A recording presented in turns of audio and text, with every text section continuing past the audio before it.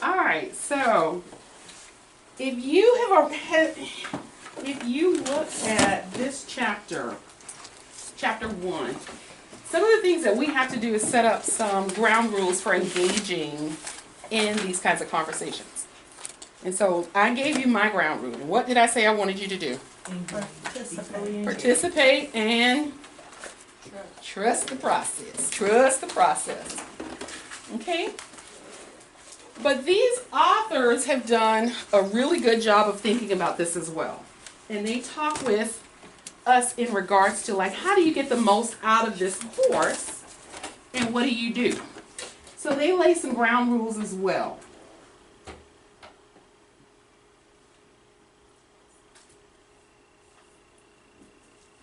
So how do you engage in this course? First thing we have to do is to think how? Critically. And what does critical thinking require?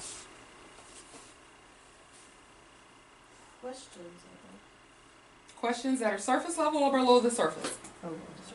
So when we think about critically, Ms. Chu and I were talking about this today. My goal is not to tell you what to think. That's never my goal. But my goal is to help you think about what you're thinking about while you're thinking about it. Let me say that again. Yes. My goal is not to tell you what to think. But my goal is to help you think about what you're thinking about while you're thinking about it. And how to think about it differently. What is it? Metacognition. Metacognition. I want you to get below the surface of what you're thinking. Okay? There are going to be things that I'm going to say that you're going to agree with, and there are going to be things I say that you're not going to agree with. But I want you to be able to think about why it is that you're not agreeing with it, or why is it that you are agreeing with it, and where did that come from? And what am I going to do with that knowledge? Okay? So to be metacognitive, that's what thinking critically is. It's a complex process. A lot of times when we think we're thinking critically, we're just rehearsing things that we've already learned. Things we know, giving our opinions. And if you're doing that, then you're really not engaged in deep learning. Okay? So one of the goals is to think critically about it. And to know that there are multiple dimensions. Okay? Thinking critically about knowledge requires more than just saying, oh yeah, I agree with that or I don't agree with that. It's more about why is it?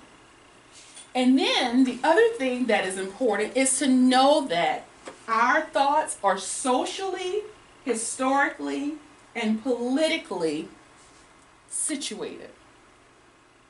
Let me give you a for instance.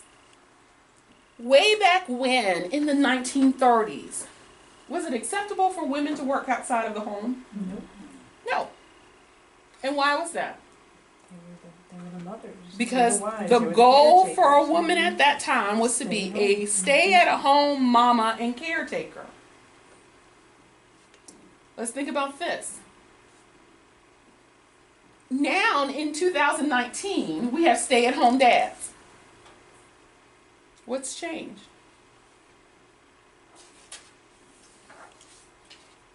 Women have more value.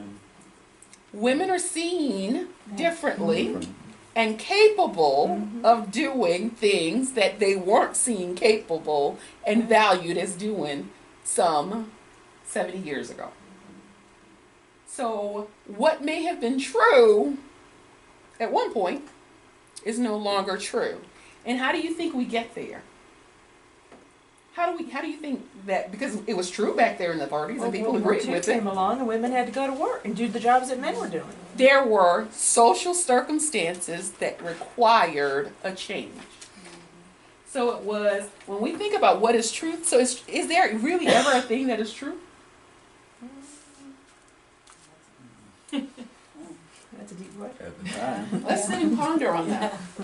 True for some people and not true for others. True at some times and not true at other times, and It varies. Absolutely. Well, that would also depend on whether you were talking,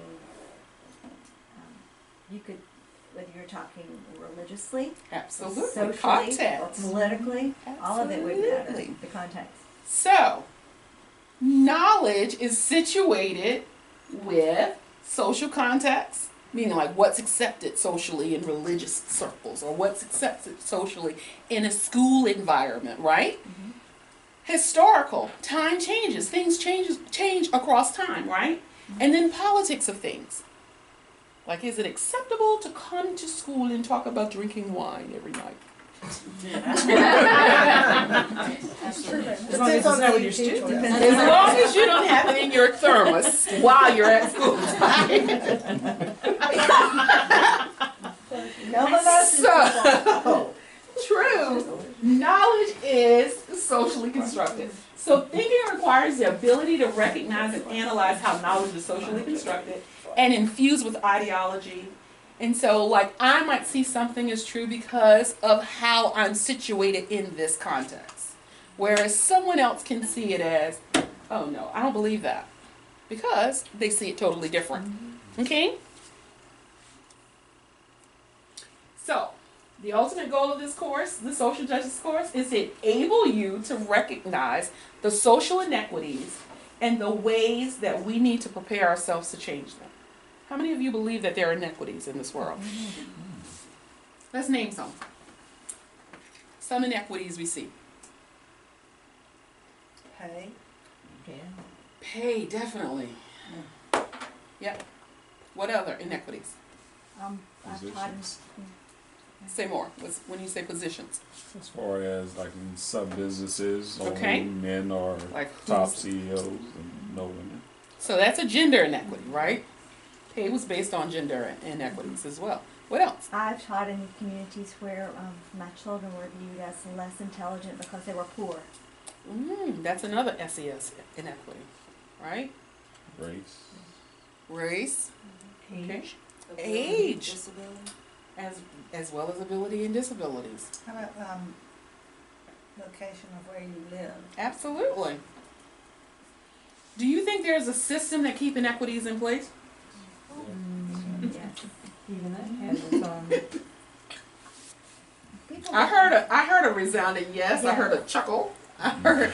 Say more. When people get power, they like to keep it. They don't like to share it. And give it to people that look like them and act like them and talk like them. Okay. And they're free to change. Yeah, people are afraid to change. Why do you think people are afraid to change? Well, like the fear of the unknown It takes effort. and power. Yeah. Takes effort. Mm-hmm. Uncomfortable. Makes you Lose question their own things. position. Make you question things. Depending on the situation. Say that it. They don't want to Depends on- lose their own position and lose the power, Mm. the ability to be the oppressor. So change is scary To who? To who? to the person having to change. It can be very scary because you're stepping out into something unknown. Everything that you have held to be valued and dear is being undermined. In your mind, you think it's being undermined when actually you're actually being asked to examine it. It's scary to have to learn that everything you've held dear to this point might not be accurate. That's a powerful thought. And the people that you've loved and learned from might be wrong. I'm gonna love this class. She said that with no one at all. I know, look how sparkly water got here. Absolutely. But think about it. Think about it. Oh, yeah. Like, what we know about the world is situated in our boxes. And what if something in our box sends the message of an oppressor, but we love that person? How do we make change happen without ruffling feathers? Or should we even be concerned about ruffling feathers? Oh, yeah. I'm gonna go back to It my does- students. It's empathy. I mean, But sometimes we sit by complacent. And we see injustices, we see folks being oppressed, and we say and do Nothing. because we have other ties to them. This is my husband, and he is doing that. How do I tell him that's not right? Or do I just sit idly by and say nothing? Many people won't say anything until they are in the crosshairs, per se. Absolutely. They are the ones being affected directly. Or you think about how they were raised and they are products of what they came from, so how much blame can you Absolutely. give them if that's just all that they've known? Yep. So then you don't want to be insensitive to the only thing that they know. Yes. So how do we help them take those blinders off if that's the only thing they know? How do you broach that? Exposure. I was gonna say, by showing them different perspectives. I mean, by kind of, Conversations. you know, it's not, like a power struggle, it's exposing them to different perspectives, I think.